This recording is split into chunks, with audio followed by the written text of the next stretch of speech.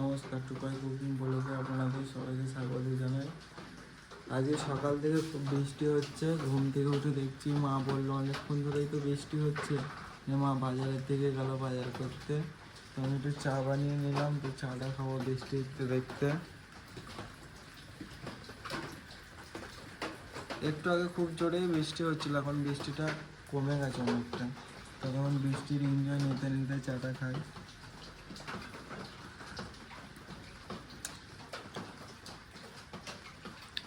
চা বানিয়েছি আমি, তো তাই মিষ্টি বেশি হয়ে গেছে।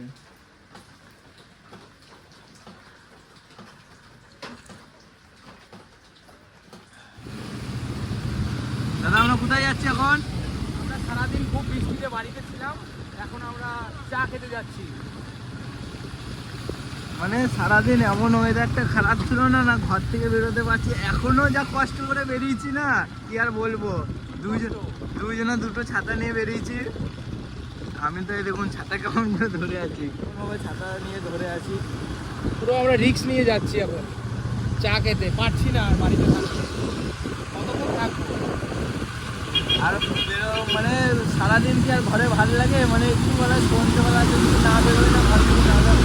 তাহলে আমি দোকানে গিয়েছিলাম, দাদার হাট নাই বলে, না দাদাও আজকে হাটে চলে যেত, বৃষ্টির মধ্যে যেত সামনে কাছে।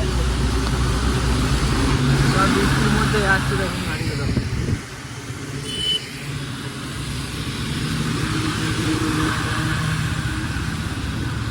চায়ের দোকান যাব, চা খাবো, আবার সেই বাড়ি চলেই যাব।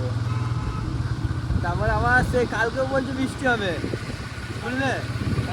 হ্যাঁ, কালকেও এরকম বৃষ্টি হবে, কালকেও এরকম করতে হবে আবার। যদি হয় বৃষ্টি তাহলে করতে হবে। থেকে চা ফা খেয়ে বেরোলাম, এখন এসে ব্রিজে দাঁড়ালাম। টিপ টিপ করে বৃষ্টি পড়ছে এখনো মোটামুটি ইলাম বাইরে। কালকেও বৃষ্টি পড়বে, মনে হয় পরশু দিনে আবার বৃষ্টি পড়বে। এরকম আবহাওয়াতে থাকতে হবে, এরকম এনজয় করতে হবে। ভালো লাগছে আমার এই বৃষ্টি হয়ে যাওয়া, একবারে বাড়িতে থাকতে ভালো। কত সুন্দর লাগছে, জল পড়ছে, ব্রিজ পুরো ফাঁকা, বৃষ্টি পড়ছে একবারে টিপ টিপ করে। দেখুন এই জলে ঠান্ডা লেগে যাবে মাথায়। ছাতা দেয় ভিজে যাবি, ঠান্ডা লেগে যাবে, গাড়িতে যেতে পারবি না আবার। ওই যে নিচে 3টে মন্দির আছে আমাদের এখানে।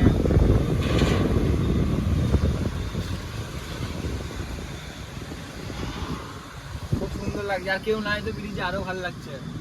অন্যদিনটা প্রচুর ভিড় থাকে। শুকনো থাকলে একটু বসতাম আজকে এখানে, গল্প করতাম, কিন্তু শুকনো নাই তো, সব থেকে তো ভিজে গেছে, কি আর করবো।